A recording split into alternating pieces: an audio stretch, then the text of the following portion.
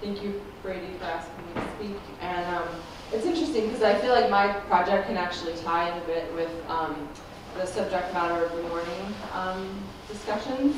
And my story here is going to be a bit more personal, as I'm an artist and I have a background making more analog, traditional things. I did the design and technology degree at Parsons a couple of years ago, and then kind of branched out into embedding technology into my wearable ideas, and then it's grown into what I'm calling wearable weapons. So yes, I'm currently a resident, which is a huge turning point at I-Beam here in Chelsea in New York City. So I feel like my work is an integration of fine art, fashion, performance, and technology. For me, my creative, and for me, wearable weapons means exploring the power of true vulnerability and how we, as a culture, seek protection. So my role as an artist, I feel, is to challenge cultural assumptions and to provoke and awaken people. And I feel like my personal awakening began when I moved to the Arizona desert. I grew up in the Midwest. I moved out there when I was 19, and it transformed me. The sky, the space, the plant life. And so my early work began with building sculptures with the agave leaves. And I did end up bringing props. So this is an agave leaf. And it maintains a tender, sweet center. You've probably heard of agave nectar, it's where tequila comes from. And they protect itself from water-seeking animals. And so for me, it has this natural form of protection that became a metaphor for me wanting to create armored dresses, and that the agave wants okay.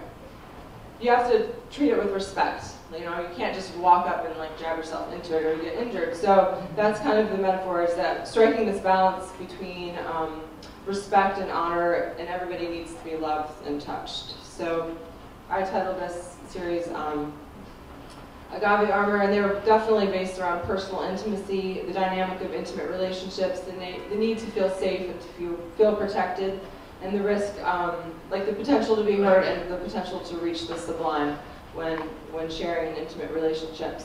And I've also built many circular sculptures, which I'll talk more about in a minute. So when I moved to the urban environment, I took the similar shape as the agave leaf. I started working with scissors that were all confiscated from the airport security, so I bought them on eBay. Yep, I bought lots of pounds of scissors and just sorted them, plated them, tried to get inspired by them, and so I called this series Confiscated Weapons of Mass Construction.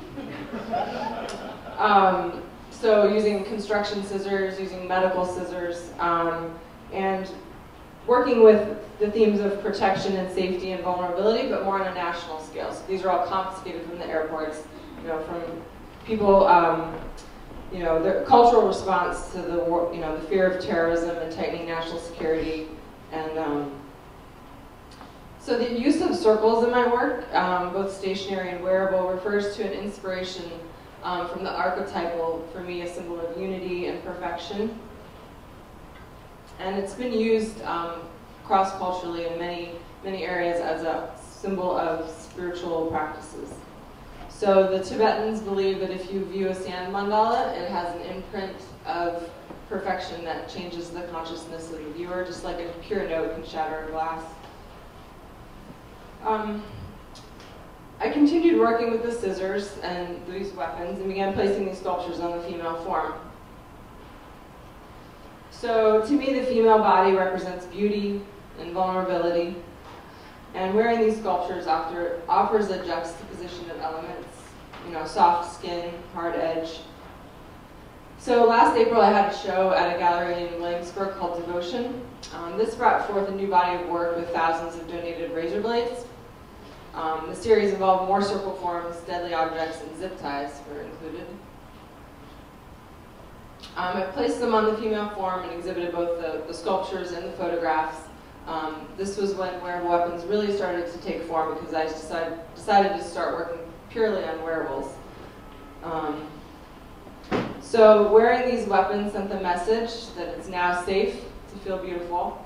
It just made sense to me on a personal and national level to be provocative and place these weapons on the form, the female form. So I also use a recurring theme of wings in my work, which to me are a symbol of freedom and spiritual longing, rising above, seeing a whole picture, giving a different viewpoint, instead of the day-to-day mundanity of things, just really being able to get a higher perspective. So these were some wings that I built with the scissors. So I had a moment of clarity in my meditation practice where I realized that nothing physical is going to keep me feeling safe.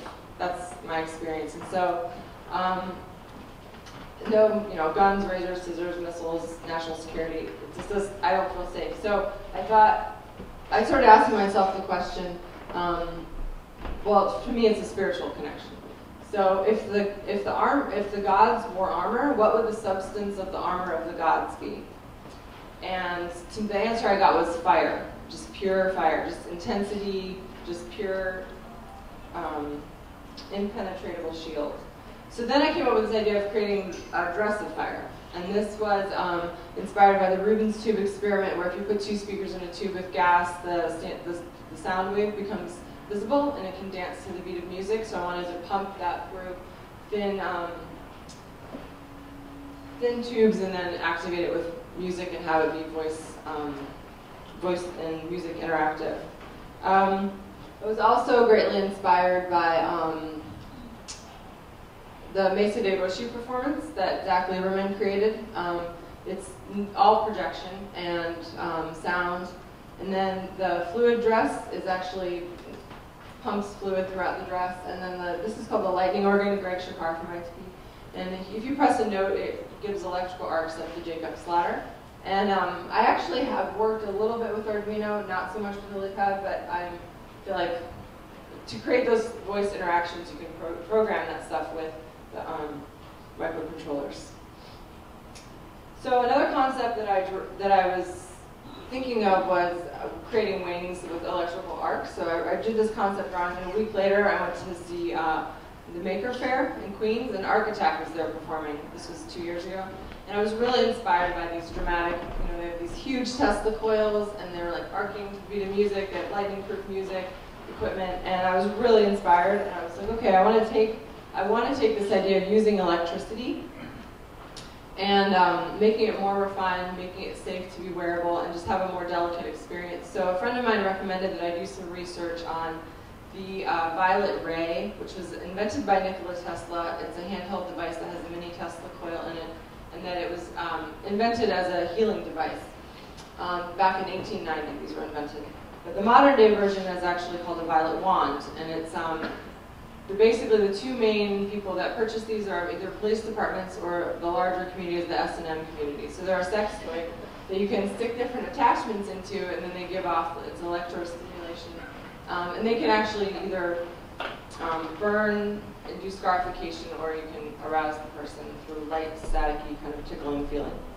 So I solicited one of the distributors of the violet wands, and she sent me a whole shipment of goodies, and that was exciting. So I have them now to continue with my research and development. And I feel like, as I did mention, a major turning point was getting the residency and some financial funding and just creative support for these ideas.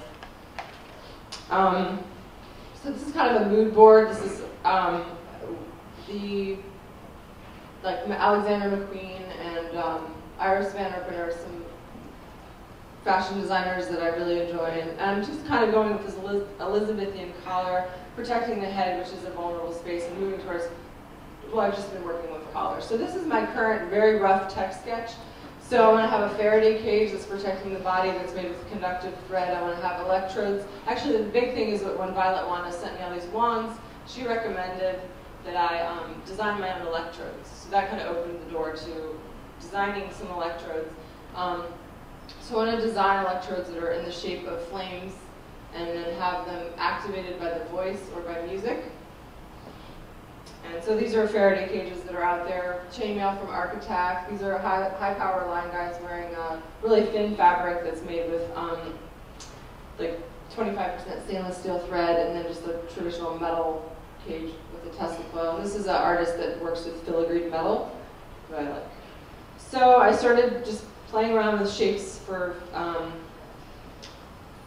for the electrodes, and it'll be filled with argon gas, which has this is the spectrum of the different colors that argon gas comes in. So who might wear such a costume? Yep, we'll see. So a friend of mine was actually asking me, why are you waiting for a gallery to have your work seen? Are there other public places that your work can become visible? There's definitely, I feel like there's a few options right now. Either entertainers, both live performances, or even a music video where there's millions of YouTube video viewers.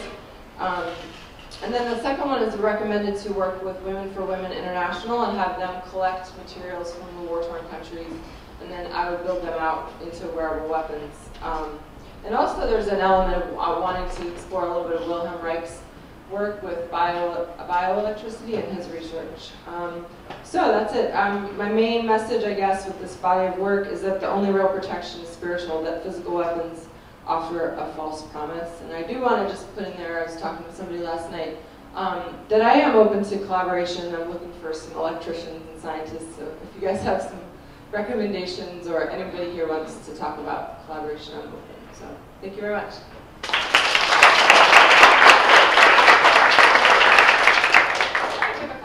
Questions?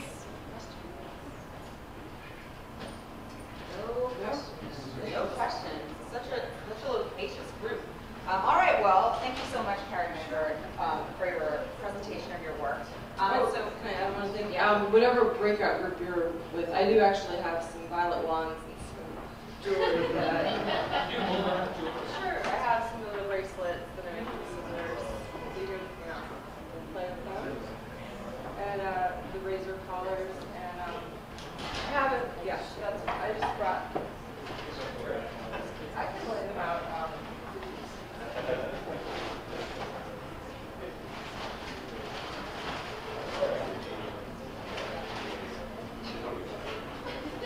Yeah, yeah. So I just brought some flyers.